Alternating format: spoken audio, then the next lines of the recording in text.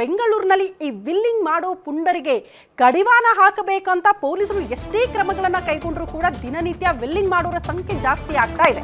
Film style ಅಲ್ಲಿ willing, ಖಾಕಿ ಕೈನಲ್ಲಿ ಪುಂಡ lock ಹಾಕಿದ್ದಾನಂತೆ.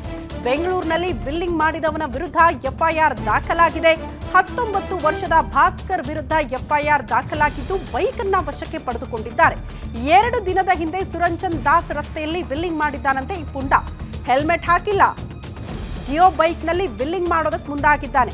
ಈ ವೇಳೆ ಗಸ್ತಿನಲ್ಲಿದ್ದ ಪೊಲೀಸರಿಗೆ ಭಾಸ್ಕರ್ ರೆಡ್ ಹ್ಯಾಂಡ್ ಆಗಿ ಸಿಕ್ಕಿಬಿದ್ದಿದ್ದಾನೆ. ವಿಲ್ಲಿಂಗ್ ಮಾಡಿದಾಗ ಬಹುತೇಕ ಸಲ ಈ ವಿಡಿಯೋ ವೈರಲ್ ಆದ ಮೇಲೆ ಕೆಲವರು ಪೊಲೀಸರಿಗೆ ಅದನ್ನ ಟ್ಯಾಗ್ ಮಾಡಿದ ಬಳಿಕ ಕ್ರಮ ಕೈಗೊಳ್ತಾ ಇದ್ರು. ಬಟ್ ಈ ಬಾರಿ ಹಂಗಲ್ಲ. ವಿಲ್ಲಿಂಗ್ ಮಾಡುವಾಗ ಗಸ್ತಿನಲ್ಲಿದ್ದ ಪೊಲೀಸರ ಕೈಗೆ ಈತ ರೆಡ್ ಹ್ಯಾಂಡ್ ಆಗಿ ಸಿಕ್ಕಿಬಿದ್ದಿದ್ದಾನೆ. ದೃಶ್ಯ ನೋಡ್ತಾ ಇದ್ದೀರಿ. ತನ್ನನ್ನ ತಾನು ಹೀರೋ ಅನ್ಕೊಂಡಂಗೆ ಕಾಣಿಸುತ್ತೆ. ಡಿಯೋ ಬೈಕ್ ನಲ್ಲಿ ಈ ರೀತಿ ವಿಲ್ಲಿಂಗ್ ಮಾಡ್ತಾ ಇರುವಂತಹ ದೃಶ್ಯ.